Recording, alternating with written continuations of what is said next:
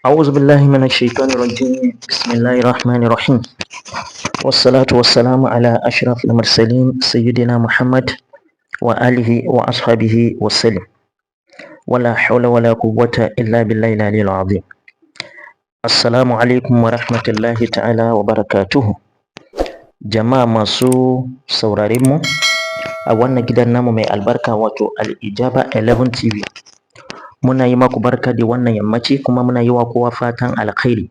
Muna addu'a muna roƙon Allah da dukkanin bukatunmu na alkhairi, ya Allah Ubangiji ka biya mana dukkanin abin da ya fi karfin mu, Allah ka yi ya mana, ya Allah ka ba mu lafiya da zaman lafiya dan girman alkur'ani dan alfarma sayyidina Muhammad Rasulullahi sallallahu alaihi wasallam. Jama'a masu sauraron mu, abin da muka zo maku da shi a wannan yammaci shine sirrin suratul waqi'a dan samun arziki wanda ake yi da sunan Allah masu girma, ya gani ya mu gani. Insha Allah tabaraka wa ta'ala, idan ka yi wannan sirrin Allah zai buɗe maka hanyar samun arziki sosai. In dai da baka samu, idan ka yi wannan sirrin Allah zai buɗe maka, zaka fara samu. Kuma in dai kana samu, idan ka yi wannan sirrin samun ka sai ya ƙaru bi iznillahi tabaraka wa ta'ala. Amma ba tare da ɓata lokaci ba, kafin mu je kin bayani yadda wannan sirri mai albarkan yake, ina waɗanda suke son bincika taurarin su game da al'amarin rayuwarsu, wato wace irin sana'a ya fi dace da su, ko wane irin aiki ne ya fi dace da su don samun nasara a cikin kankanin lokaci, kuma da abubuwan da ya kamata ka ringa yi da abin da ya kamata ka ringa barinsa, baka yin sa. Insha Allah idan kana son bincika akan taurarinka akan lamarin rayuwa, in Allah ya so yadda zaka iya tuntuɓa mu akan number wayan mu, ko ka tura mana sako akan comment section namu. Amma sai ka san ranar haifuwarka da wata da aka haife ka, kuma da shekarar, ko a watan miladiya ko na hijiriya. Insha Allah idan ka san ɗaya daga cikin wannan guda biyu din nan, shine zai bada daman shiga cikin taurarinka. Amma ina so a san cewa Allah shi kare ne masani akan al'amura bayinsa. Allah Ubangiji ya bamu sa'a da nasara. In dai wannan shi ne farko shigowarka wannan gidan nan mai albarka, da Allah kare a manta a yi mana subscribe, a danna mana kararrawa domin shirye-shiryen ya dinga zo maku kai tsaye idan muka saka. A yi mana liking, a yi mana sharing dan al'umma annabi da yawa su amfana da wannan sirri mai albarka. Yadda ake yin wannan sirrin shine kamar haka. Wannan sirrin ana yin shi, zaka iya yin sa kwana 7, kuma zaka iya yin sa kwana 21, ko ka zaɓa kwana 41.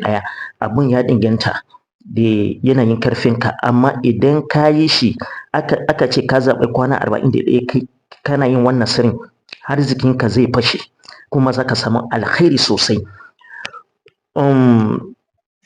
Zaka iya yin shi bayan sallar isha, kuma zaka iya yin shi bayan sallar asuba. Ina fata an gane. Na'am, idan ka tashi yin wannan addu'ar zaka yi miftahul amal, wato istighfar kafa 100, as-salatu annabi kafa 100, la ilaha illallah kafa 100. Sannan sai ka fara karanta suratul waqi'a, wato bismillahir rahmanir rahim. Idza waqa'atil waqi'a laysa waqi'atiha kadhiba khafiratun rafi'a. Idan ka zo wajen da Allah yake ce la maqtu'atun wala mamnu'a, sai ka yi shi so 1000. Idan ka yi shi so 1000, sai ka yi sunan Allah mai girma ya ganiyyu, shi ma kafa 1000. Sai ka ƙara yin sunan Allah mai girma ya mugini kafa 1000. Idan ka gama sai ka ci gaba daga inda ka tsaya. Sai ka ci gaba daga inda ka tsaya nan, sai ka ƙarasa suratul waqi'a. Shikenan ka gama na yau, sai gobe kuma. Insha Allah idan ka yi shi kwana 7 yana da kyau, idan ka yi shi kwana 21 yana da kyau, kuma idan ka yi shi kwana 41 yana da kyau. Amma lokacin da kake cikin wannan addu'ar, ka ringa yin ƙoƙari kullum duk abin da Allah ya hore maka ka yi sadaka da shi. In Allah ya so yadda arzikinka zai buɗe, zaka sha mamaki da yardan Allah. A nan muka kawo ƙarshen bayanin wannan sirrin mai albarka. In dai akwai abin da baka gane ko baka fahimta ba game da wannan sirrin, zaka iya tuntuɓa mu akan number wayan mu, ko ka tuntuɓe mu akan WhatsApp number, amma kar ka tura sako akan WhatsApp, zaka iya kira ta WhatsApp. Idan ka tura sako akan WhatsApp sai ya kasance ba za mu samu daman buɗe sakonka da wuri ba. Dalilin abin da ya sa muka ce kada a tura sako a WhatsApp kenan. In dai kana so ka yi magana da mu kana sauri, ko ka kira mu a number waya ko ka kira mu ta WhatsApp, kuma za ka iya tura mana sako akan comment section. Sako akan comment section za ka tura, shine za ka iya samu tambayar ka da wuri. Na'am.